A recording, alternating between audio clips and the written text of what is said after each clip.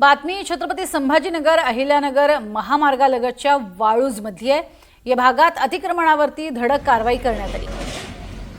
महाराष्ट्र औद्योगिक विकास प्रशासनाने पंढरपूर इथे भाजी मंडई तसंच मच्छी मार्केटसह रस्त्याला अडथळा ठरणारी सगळी अतिक्रमणे जेसीबीच्या सहाय्याने हटवलेली आहेत। कडक पोलीस बंदोबस्तामध्ये झालेल्या या कारवाईमुळे अनेक महिन्यांपासून होणाऱ्या वाहतूक कोंडीतून वाहनधारकांनी सुटकेचा निश्वास सोडलाय।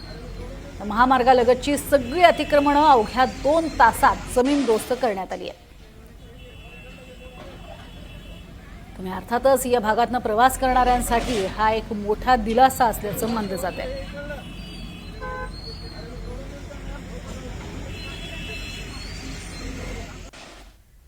आणि पुन्हा एक नजर टाकणार आहोत इतरही महत्त्वाच्या घडामोडींवरती ठळक 100 बातम्यांमधून।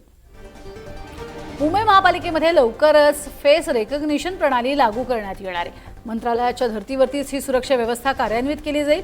प्रत्येक प्रवेशद्वारावरती फेस रेकग्निशन मशीन बसवून येणाऱ्या जाणाऱ्यांची ऑनलाईन नोंद ठेवली जाईल।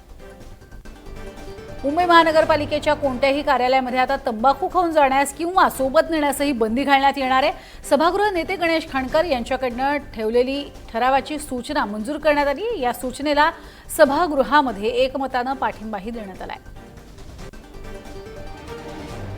मुंबई महानगरपालिका मुख्यालयातील उपहारगृहाच्या कारभारावर प्रश्नचिन्ह निर्माण झाले। ताकामध्ये माशी आणि कांदा भजीमध्ये प्लास्टिकचा धागा आढळलाय। उपहारगृहातील अस्वच्छता आणि उघड्यावर ठेवलेल्या खाद्यपदार्थांमुळे आरोग्याचा प्रश्नही ऐरणीवर आलाय।